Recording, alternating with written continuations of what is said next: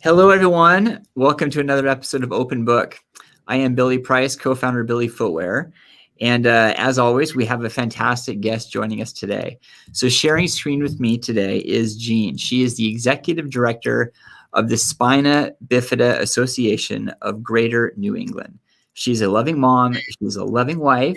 She's been in the nonprofit space for quite some time. And we are really excited to not only have her on screen, but to hear her story and hear the story of the nonprofit. Jean, welcome. Thank you. It's so nice of you to be here, and I apologize for the technology issues earlier. You're very gracious to accommodate me today. Well, it's our absolute pleasure. You know, there's so many things we can cover, but I think the great place to start would be just if you could describe the Spina Bifida Association of Greater New England, just kind of like how it came to be and who you work with. I think that's a great place to start. Sure, yeah. So the organization is actually turning 50 this year. So it started in 1971, and it was started by a group of parents of children with spina bifida who are living in Massachusetts as a support organization for them and for their children. And it has grown over the years from those early years to becoming an affiliated chapter of the National Spina Bifida Association, and then growing from there to support people living with spina bifida in all 6 New England states, which is what we do now. So it's been quite a journey.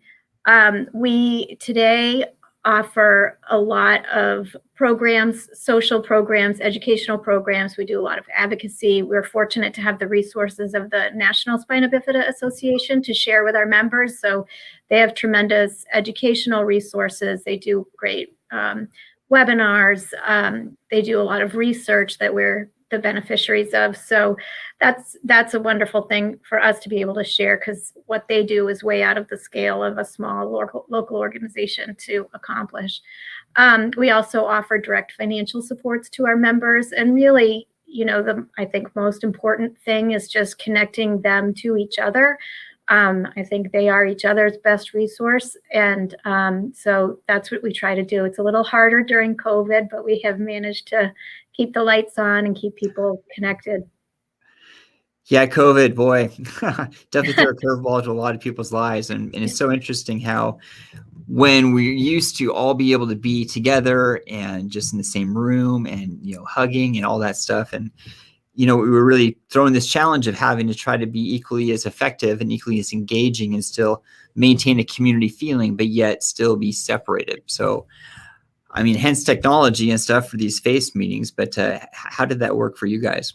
Yeah, you know, I think about sometimes when they had the Spanish flu, that was our last big pandemic. And I don't know how people stayed connected. I guess they wrote letters in that time. So we are fortunate that we do have technology. It's not always our best friend, but it is a good complement, a supplement to social connections that are so important in our organization. And it certainly does not replace the in-person experience, but it has meant that we've been able to stay connected with our members. We're still here to provide resources and answer questions whenever they need them.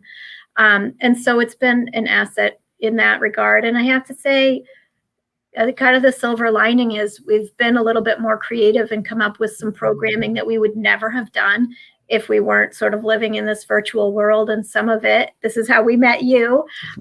For example, our Strut and Stroll fashion show was so much fun. We probably wouldn't have done an in-person fashion show. And if we had, it wouldn't have been as large of an event. So there are definitely some pluses and things that will carry forward once the world rights itself and we can all be back together in person. Yeah.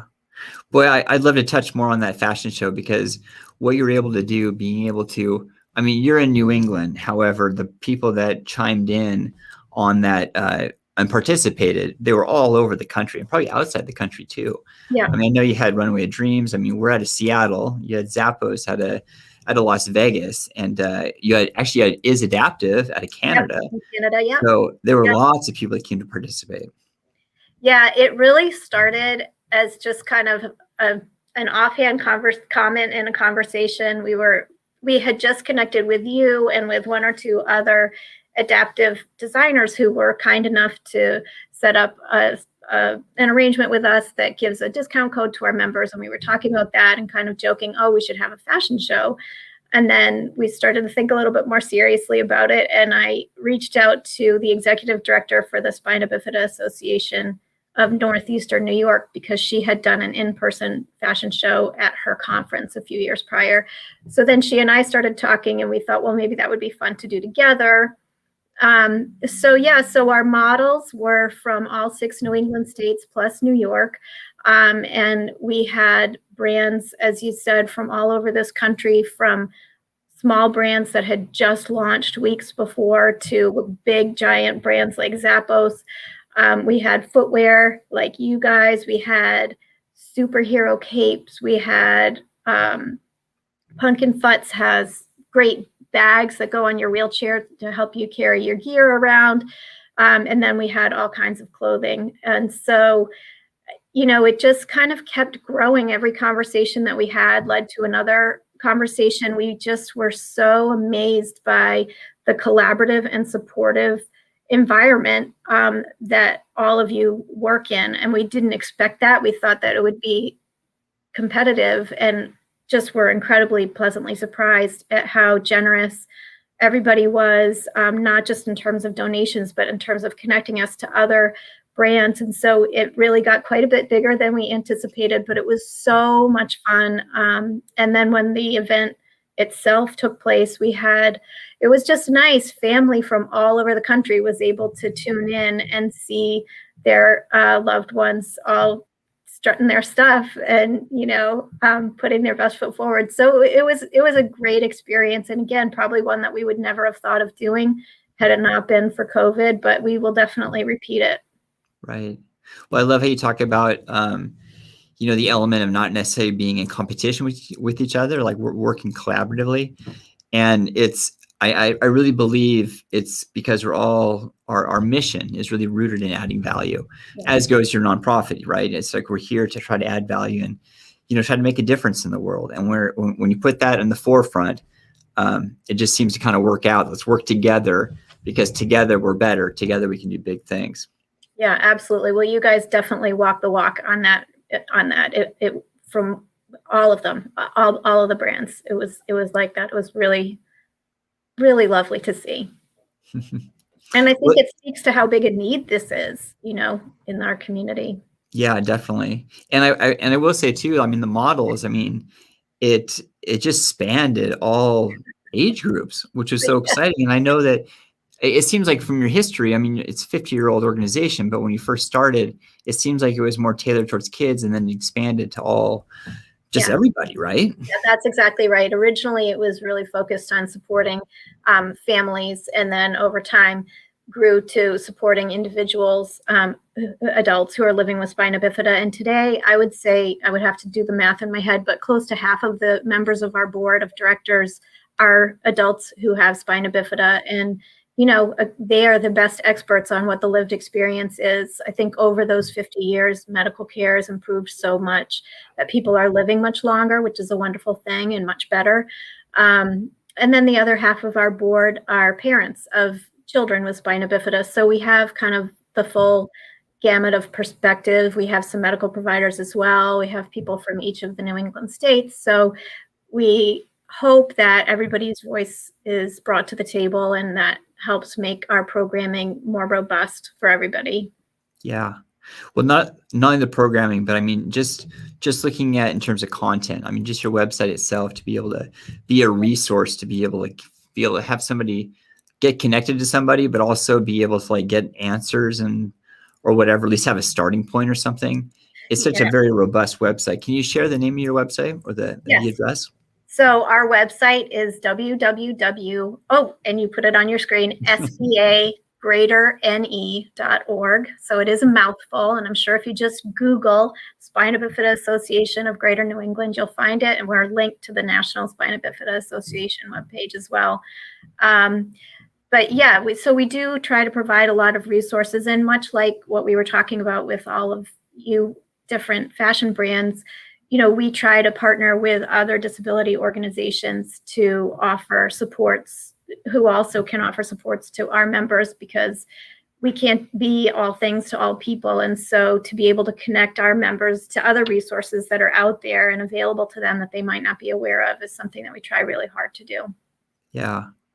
Well, I mean, collaboration is the name of the game. But I mean, thinking longer term, I mean, just look over the timeline of 50 years. And I mean, the amount of lives that you guys have been able to impact and just the success stories that have come through. Looking forward to the future, what are some goals? Wow, we have a lot of goals. And I would be remiss if I didn't say, there has only been staff for maybe 15, less than 20 years of those 50. So it's a huge credit to the volunteer boards that have been in place since the beginning, who really did all of the programming, all of the fundraising, just all of the life that's in this organization. And I have no way of calculating how many hundreds and thousands of people that they've supported over the years. But clearly there's a need, and clearly it's been filling a need, or we wouldn't be sitting here having this conversation 50 years in. So looking ahead, we are having a regional education conference in October, and we're going to celebrate our 50 years at that point. And it'll be exciting to talk to our members about what they want to see going forward. All this technology gives us the opportunity to provide more support in more places more often. So just figuring out the best format for doing that is really important. We're also working really hard to provide more support for people for whom English is not their first language. That's something that we haven't done as much of in the past, and are working really hard to improve. I think that's true for all of the chapters in the country. But yeah, I would just say our goals for the next 50 years are just more of everything, more connecting with more people, providing more support, providing more programming, more advocacy. Right. Yeah, it's the whole thing about, I mean, I look at it through, I get that question too. I mean, maybe the face of the brand's like, what are your goals? And it's all a matter of like, just keep growing. And I don't say that just to like be as a business owner, like I'm going to keep growing this business. What it is as you keep growing, it's a measure of how much more value you can add and how much more you can do. So as you keep growing, your network gets bigger, your community gets bigger, your collaborations get bigger. And being a brand, and being brands plural, rooted in adding value, as you grow, you can offer up more. So what you guys are doing and what you've gone through for the last 50 years, what the next 50 years hold, is going to be truly, truly incredible. Yes, I really agree. I think, there are always touch points like that along your path that are a good time to reflect and celebrate, but also to really do group think about, well, what do we want to say 50 years from now about where we've come, where we've gone. Mm-hmm. Wow. Such a big, it's so funny. It's such an easy question, but yet so profound to really try to wrap your arms around. Yeah, it's a big question. Yeah. Well, Jean, this is spectacular. Thank you so much for your time. I mean, before we sign off right here, I just want to give you the mic one more time. I mean, just to be able to share whatever's on your heart. I mean, it could be like a success story, or it could be just like what's going on, but I just want to give you the mic one more time. Well, thank you. I think there are a lot of success stories, some very small and some very big. Obviously, our fashion show, we felt like we connected with so many people, so many brands, and we addressed such an important topic. I mean, to me, that was a huge success, but honestly, the small successes that we have every day, connecting people to wheelchairs. We were able recently to help a young immigrant